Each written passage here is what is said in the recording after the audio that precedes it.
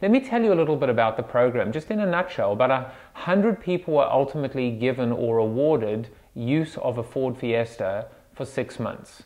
They had to qualify themselves. They had to determine that they in fact were, I guess, worthy of being an agent. So they had to demonstrate influence. They had to demonstrate creativity. They had to submit videos to determine why they should in fact be selected. And then there was geographic proximity to make sure that they were representative of the entire country.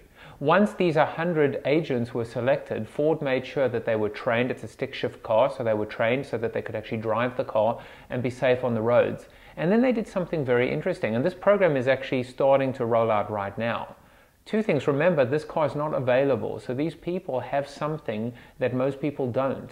The thing about influencers is giving something exclusive to them. Beta testing, alpha testing, the ability to engage influence with something that is a cut above is what's going to give them part of the gratification of being part of these kinds of programs.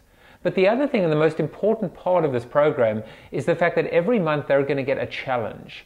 They're going to get a mission, and they're going to need to create content and upload that video content and contribute content. Now, here's where it gets interesting.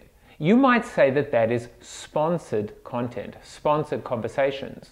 Well, somebody that did in fact call it a sponsored conversation was Sean Kokorin, and I hope I pronounced his name right. Sean Kokorin with Josh Bernoff, the guy who wrote with Charlene Lee, Groundswell, and Jeremiah Oyang, a pretty visible guy within Forrester. They all contributed towards a paper, a piece of research from Forrester talking about sponsored conversations. And they said, this is going to rise. It's on the rise. It's going to become increasingly important. And you as a brand marketer or an agency or technology company, a media company, you're going to need to get in on the act.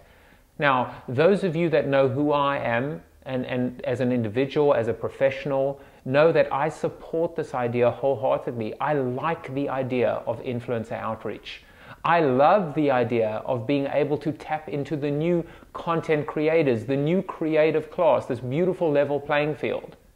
But I think something is important here, which is, above all, sponsored conversations are different to paid conversations. Paying for posts, paying for egregious or biased or subjective content is not what this is about. I think it's very important that we make sure, number one, there is always disclosure. Number two, there's always authenticity. No censorship, no control. Number three, there's got to be transparency at all times.